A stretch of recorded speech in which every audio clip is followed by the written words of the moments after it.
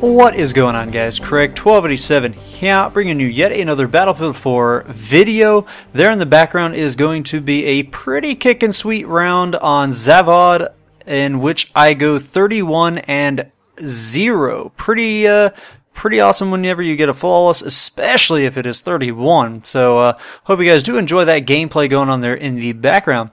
Now, lots and lots of stuff to talk about in this video. I'm going to try to make it not be a 30-minute video. We'll see how that works.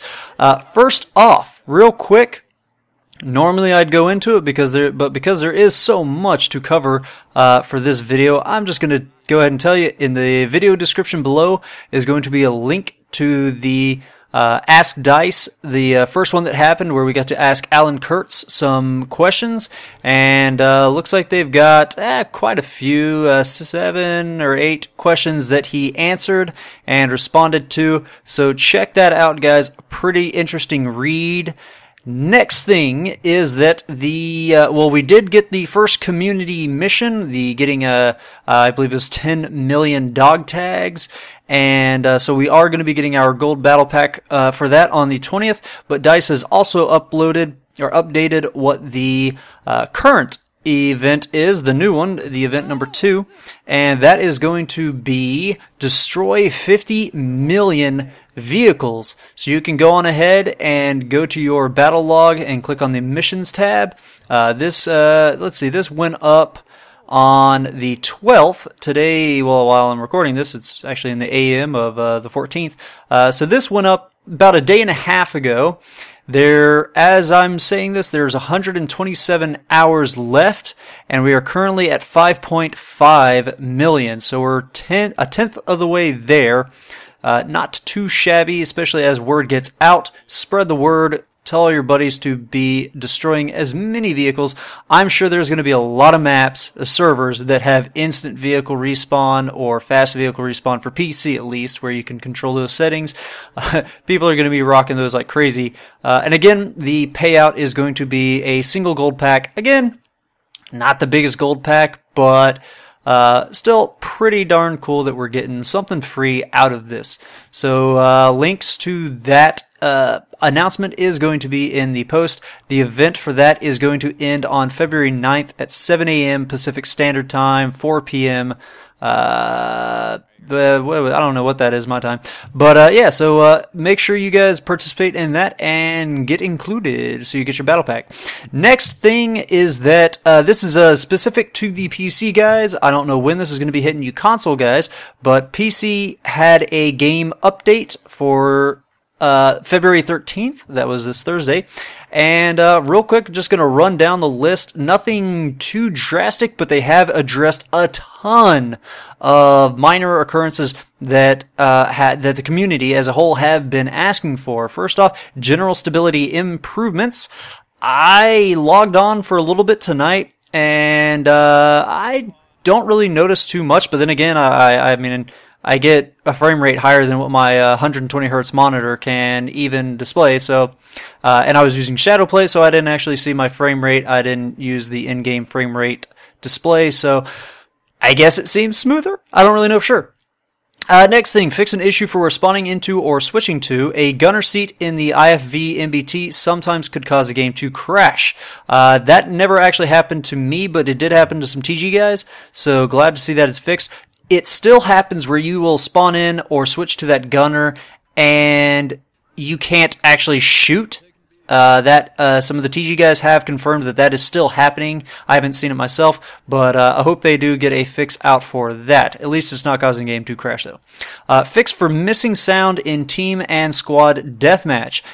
That obviously is very good. While I don't play that mode all that often, and I really don't see why too many people do for Battlefield since it's Battlefield, but I mean, I like to hop into it every now and then, so very happy to see that is getting fixed. Now that mode will not be dead on the server browser because of the missing sound issue. Next one, fix an issue in diffuse game mode where a bomb carrier would be permanently spotted. So glad that that got changed. I don't know if that actually was an quote-unquote issue or if that was a feature change that they did, but It's no longer in the game. That no longer happens. So very glad, seeing as how that was my least favorite result. I guess I can't really say feature, but result of the patch. So that is awesome. Decrease the rate at which the kill card would incorrectly display 0 health while the enemy is was clearly alive. And it says decreased the rate, so they didn't say fixed or removed. So clearly this is still going to happen. But good thing it'll happen less, because that is just kind of an annoyance. Nothing game breaking, but definitely something that kind of makes you mad. Fix for an invisible wall that was incorrectly present in one of the fallen concrete pipes on ZAVOD 311. I know which one they're talking about. That's the one that's caused by the Levolution event. And that's a really, really good thing that they fixed that, because that was pretty bad. Jack Frags, I believe, pointed that out. So that's yet another thing that he has featured. That DICE took notice of and fixed, like the insta double hit on headshots. So glad to see that is fixed. Let's see. Fixed an issue where bullet impact sounds were not properly matching the actual number of impacts. I haven't really experienced this, or at least noticed that I have, so but cool. It's a fix. Fixed an issue where the draw message would not display on screen once Conquest round ended, with both teams having the same amount of tickets. That's cool. Glad that's getting fixed.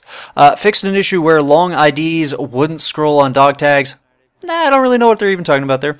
And then fixed for missing grass physics in terrain.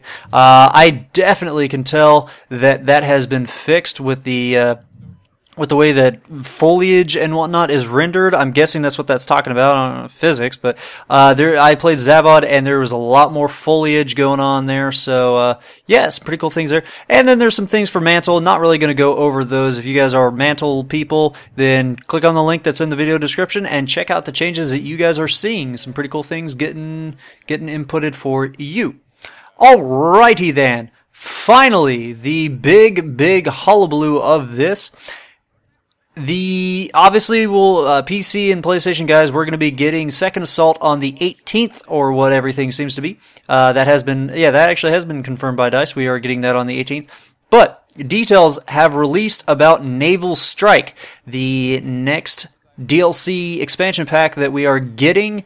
No dates as to when we are going to be getting this, but some details did. I don't know if you want to call it leaked. It's not on the US version of Battlelog, but if you go to the UK version of Battlelog, of course, link will be provided in the description below. Even if you don't live in the UK, you can still access this. So just click that link. And here are some details. Going to go through this. Battlefield 4 Naval Strike takes the intense and dramatic water-based combat introduced in Battlefield 4 to 4 all-new maps set in the South China Sea. Blow up a crushed passenger plane and capture fishing villages across the tropical Lost Islands being the map name. Drop a submarine on your foes as you infiltrate a naval base or rush between shipping docks and rocky islands on the massive Wavebreaker map, Wavebreaker being the name of the map. And yes, drop a submarine. That was the thing that we saw, that image way back before the game even launched, where you saw Commander screen and there's like a submarine image as one of his deployable things. That's, I guess, how we're going to be seeing that now. Very excited to see how that works. I'd love for Commander mode to get some cool new toys to use. Wage war across stormy seas in the largest ocean stretch in a Battlefield map yet, with Nanshaw Strike being the name of the map. That will be interesting, especially to see how other game modes like Domination play out, seeing as how it seems like it'll mostly be water. How will it fare in a vehicle-less mode with no boats? Time will tell.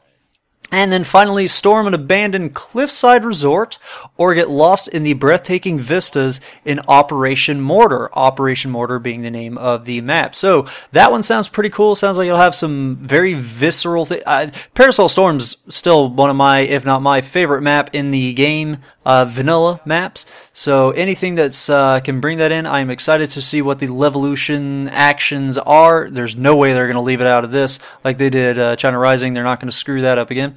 So very excited for that. Naval Strike also introduces 5 new weapons, the amphibious hovercraft vehicle, 10 assignments, and the all-new carrier assault mode, which is an homage to the fan favorite Titan mode from Battlefield 2142.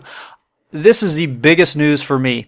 I'm going to make a dedicated video to this, but Titan mode, Battlefield 2142, oh man. Well, I'll make a video totally dedicated to Titan mode and why I'm anticipating that. But yeah, so 5 all new weapons. They didn't say what, but that is pretty darn cool. Introducing the amphibious hovercraft vehicle. I think this thing is going to be awesome.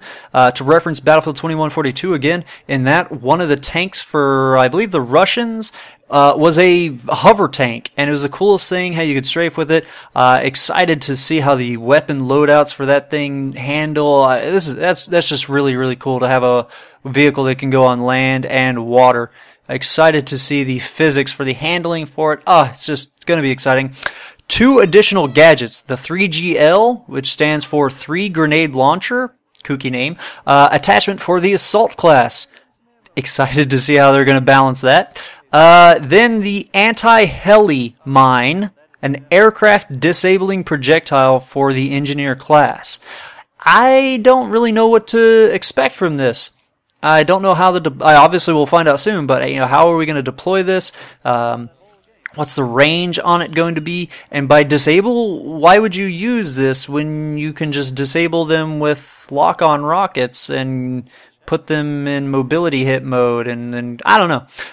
We'll just have to see how the damage model on that works, the range model, how many you can deploy, and it'll be interesting to see how that works. And then again, Carrier Assault Game Mode, which is a reimagining of the classic Battlefield 2142 Titan mode. I'm guessing we're going to see big battleships or carriers or whatever they use are going to be the Titan boats, crafts, and we kind of go inside them and blow them up from the inside. Hopefully, I cannot wait to see that. And then again, 10 new assignments with unlocks for each. So yeah, and then fine print kinda at the end. Secure 2 weeks early access to Naval Strike by going premium. Premium also grants you access to 4 additional expansion packs, blah, blah, blah, blah. Alright, so yeah, there you guys have it. Naval Assault announced with details. Oh, I cannot wait to get my hands on that. So guys, check out all 4 of the links in the video description down below. Hope you did enjoy the gameplay going on there in the background. And I am looking forward to getting my hands on Second Assault soon. And then later down the line, Naval Strike. Even with all this Titanfall hullabaloo going on, while I am excited for that game, I am just so excited for all the Battlefield 4 content. The new patch that just came out, fixing more features. DICE is jumping on the ball with all this stuff. And the Player Appreciation Month is still continuing. It's a good time to be a gamer, guys. It's a good time to be a Battlefield player. I think things are going to be looking up for DICE and Battlefield 4 as a whole. EA, people are still going to hate they're going to hate the crap out of them either way. But things are looking good for DICE and Battlefield 4. Hope you guys have enjoyed all of it. Have a good one. Ta-ta.